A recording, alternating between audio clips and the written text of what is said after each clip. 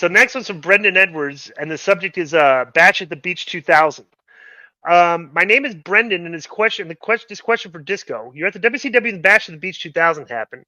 The Dark Side of the Ring documentary was just released Tuesday. Even though you had no matches at pay-per-view or anything like that, could you talk about what the tension may have been like around the building, if at all, during or after that, he may have seen or experienced being backstage?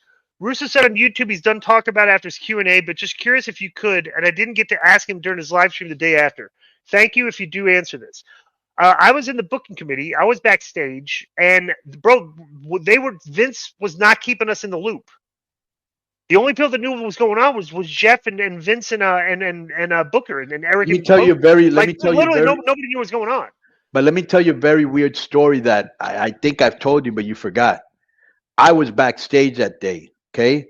And Russo came up to me personally. So here's my question. Let me ask you this. Before they went into the ring and they did what they did, right? Did Russo already know it was a work, or did he already know he was going to shoot? Okay. No, they knew that they're there. Okay, so he came up to me. So he came up to me before the match, or maybe a couple matches before it happened, and this is exactly what he told me. He goes, "Hey, you're going to see something tonight, and I just want to know that I had to do it.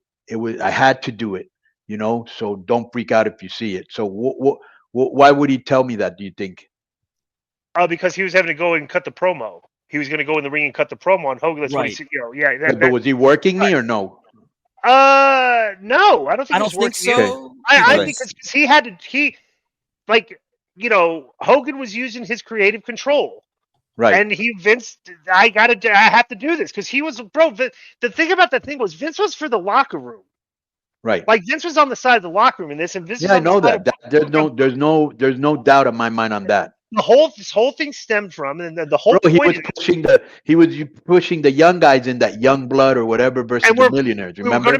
We're going to make Booker T the champion. He deserved it. Was his time, and that's why it was like I had to.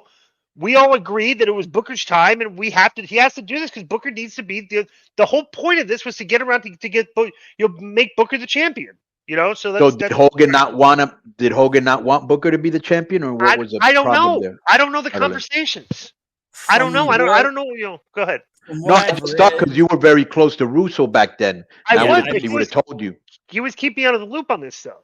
It was private conversation with him and Hogan. Yeah. From what I've read all along, it was like the agreement was for what happened in the match where Hogan wins with the foot. He takes the belt and leaves, and Vince comes out and says, we're gone. And then Hulk comes back in a few months to fight whoever the champion is to unify the belts, whatever. But the promo that Russo cut the second time where he came out and said, you're a bald old and all this stuff and talked about Hogan politicking, that wasn't a part of the plan. That's where Vince deviated from the script or whatever agreement he had with Eric and Hulk. Right. Yeah. So Vince knew that the match was going to be funky, but I think he might have been telling you about his promo when he was going out. Right. Because it's kind of that's what I thought. Yeah. Because he had to break you're breaking the wall. You're actually shooting on TV, about something that's real instead of it's not a work. You got sued. You're shooting on TV. So it's like that's what convinced a lot of fans that were like, no way. And then it was like, but the reason because I watched that episode and I didn't even know this until I watched the episode. The reason that Vince won is because he's a fictitious character cutting a promo on a fictitious character, right? Which is Hulk Hogan, not Terry Bollea. Right. Yeah.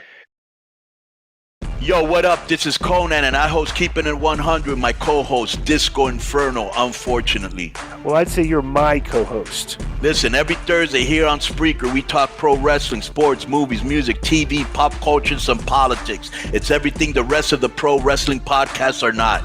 Tune in to hear myself, the superior one, educate and inform. Tune in to hear me bury Disco. That's very disrespectful. Join us every Thursday on Spreaker and keep it 100. Boom!